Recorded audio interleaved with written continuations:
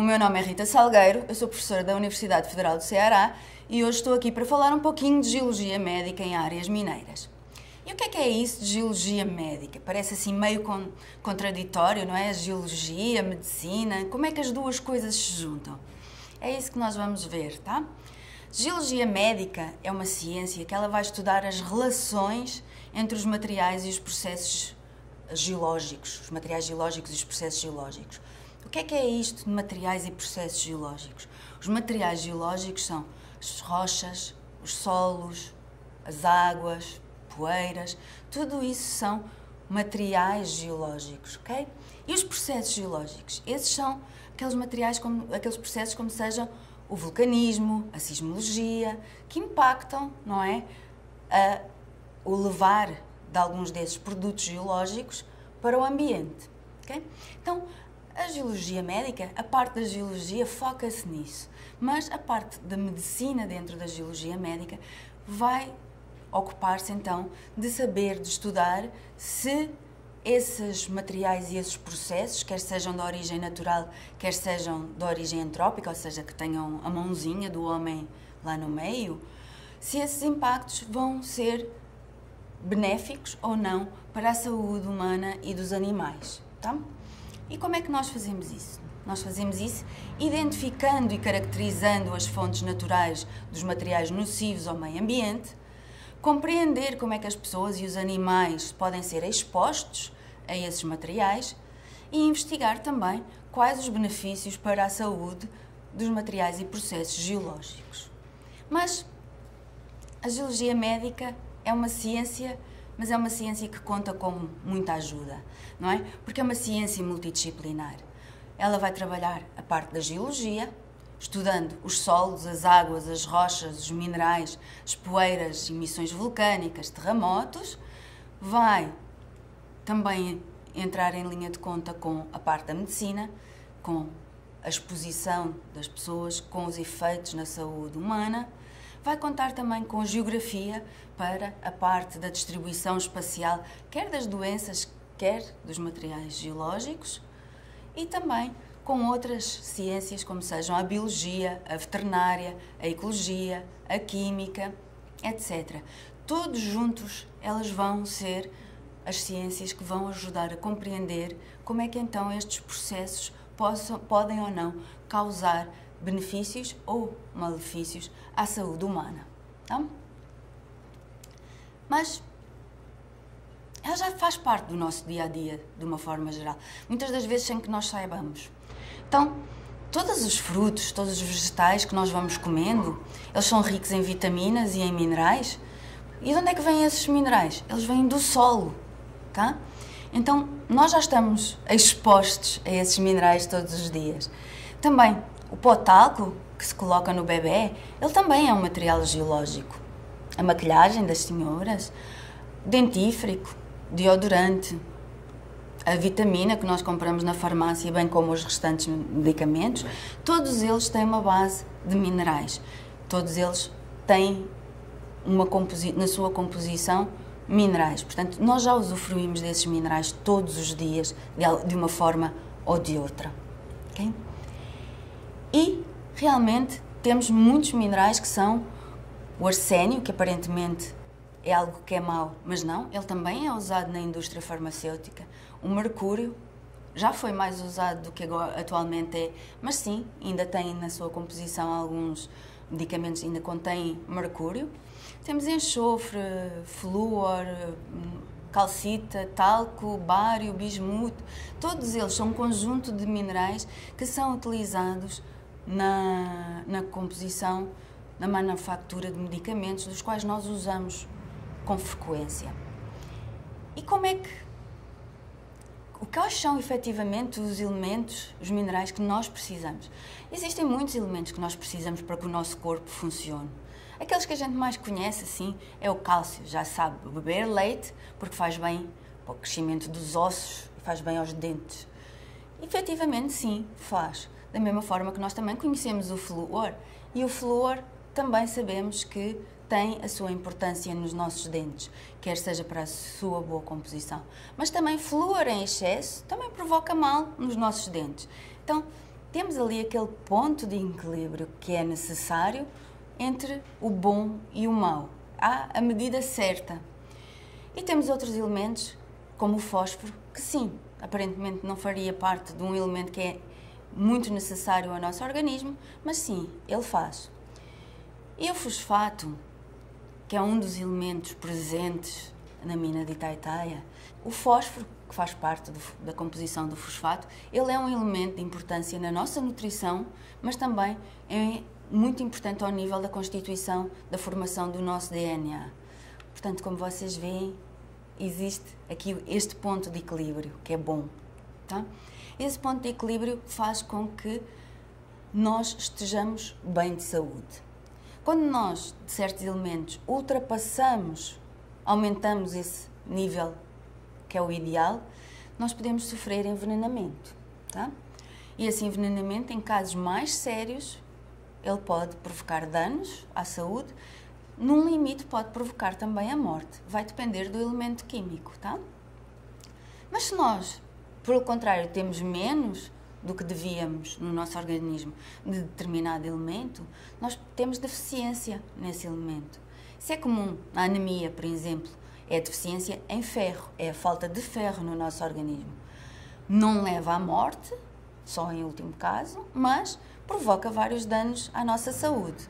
Então, como vocês veem, o ponto de equilíbrio é a parte essencial que nós devemos nos atender. E existem uma série de minerais, de elementos, aqueles que estão ali a verdinho, esses são aqueles que efetivamente são essenciais para o funcionamento do nosso organismo. A azul estão aqueles que são essenciais para algumas espécies, mas que para outras espécies são tóxicos. A vermelhinho estão aqueles que efetivamente são tóxicos para a maioria dos organismos, como seja o cádmio, o mercúrio, o chumbo, o estanho, o alumínio, o arsénio.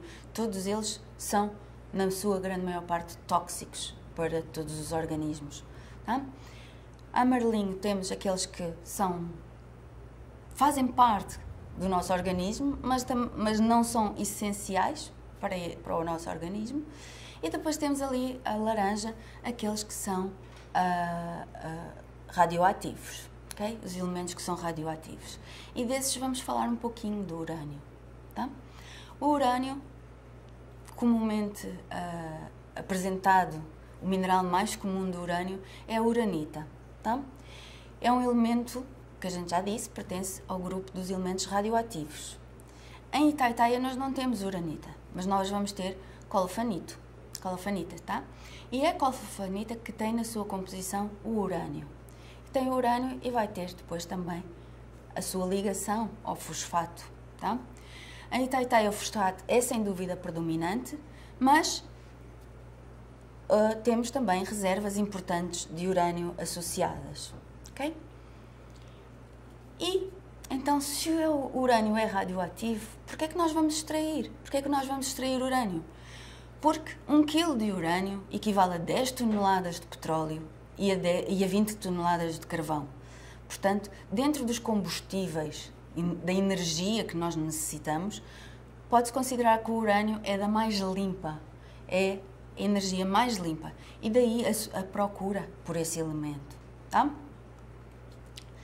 Como é que num ambiente de mineiro, nós vamos ter então o que é que pode causar mal? Vamos falar assim. O que pode causar mal são as poeiras, de uma forma geral. As poeiras que são resultantes do trabalhar da mina, não é? As poeiras que vão sendo arrastadas pelos ventos, que se vão depositar nos solos, que se vão depositar nas águas, e tudo isto vai afetar a cadeia alimentar, porque dos solos as plantas vão extrair a sua nutrição, nós vamos comer as plantas, por sua vez, ou vamos comer animais que já comeram as plantas. Faça tudo por uma cadeia muito grande de alimentação, à qual nos pode chegar a nós, seres humanos, e aos animais, então, esses elementos químicos que podem estar acima ou não daqueles limites que são necessários. Tá? E como é que nos toca a nós diretamente esses problemas? Como é que nós somos expostos a esses problemas? Através da inalação, tá? nós temos esses pelinhos nasais que eles tentam reter as partículas, os pós que andam no ar, mas as partículas mais pequenininhas elas conseguem entrar e conseguem ir até aos nossos pulmões. Tá?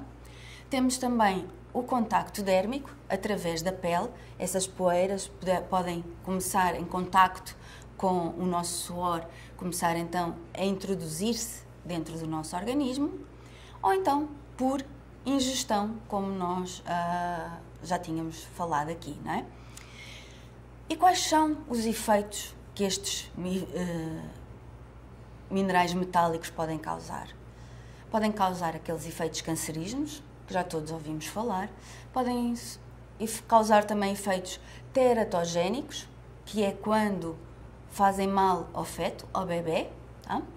E efeitos mutagénicos, que é quando fazem mutações a nível do nosso DNA. E em ambiente mineiro, o que é que pode acontecer? Efetivamente, mineração, extração mineral, fundição, refinação, atividade nuclear, são 3 das atividades que mais podem, até certo ponto, poluir o ambiente, tá? Mas o que é que se passa efetivamente? Como é que nós podemos estar expostos quando se trata de um ambiente mineiro, de uma área de exploração mineira? Nós podemos estar expostos principalmente através da inalação de poeiras e do contacto dérmico, quer seja em ambiente de mina subterrânea, quer seja em ambiente de mina aberta. Ambos podem provocar o contacto direto com a inalação das poeiras e o contacto dérmico. Tá? Mas isso pode ser remediado, tá? Pode ser minimizado esse problema. E como é que nós podemos fazer isso? Normalmente por irrigação da zona para que a poeira baixe. Mas também existem outras técnicas, como espumas, redutores de tensão superficial, ligantes, taquificantes e umectantes. Eles não necessitam de água, como em Itaitaia é uma região em que efetivamente não existe muitos recursos hídricos que possam sustentar a mineração, não por água, mas sim através destas espumas, destes ligantes que podem efetivamente fazer com que a poeira que anda no ar baixe sem a utilização sem o recurso à água. Okay? Ela baixa, tornando efetivamente mais respirável o ar. Tá? Podemos ter também a contaminação de águas superficiais e de águas subterrâneas. Não nos é estranho que os casos de rebentamento de barragens, como Brumadinho ou Mariana, infelizmente casos que nós conhecemos bem destes últimos anos, isto não vai acontecer em Itaitaia. Porquê? Porque o processo de trabalho vai ser diferente. Ou seja, não se vai fazer a separação dos minerais, do fosfato e do urânio, por via úmida, como é normal. Devido à escassez de água, outro método vai ser utilizado e essa é a calcinação. Tá? Ali é só um esquemazinho que mostra como é que a calcinação funciona. Então, não é propriamente o esquema que vai funcionar em Itaitaia, mas é um esquemazinho só para mostrar como funciona. Pode-se ver, então, a rocha ela é aquecida e na fase de ser aquecida, então ela consegue separar o urânio do fosfato, ok? Haverá também no topo, porque se estamos a trabalhar a quente, calcinação, estamos a trabalhar a seco, se vamos queimar, vai lançar poeiras. Mas essas poeiras elas vão ficar retidas num filtro na parte superior, não permitindo assim que para o exterior, para o meio ambiente, sejam passadas aquelas partículas de menor tamanho que são as que causam mais problemas à saúde. Tá? Não vai haver água envolvida no processo, não vai haver barragens de estéreis. Tá? Não havendo barragem de estéril, de rejeito, então não vai haver sequer a hipótese de haver um acidente como aquele de Brumadinho ou de Mariana. Tá?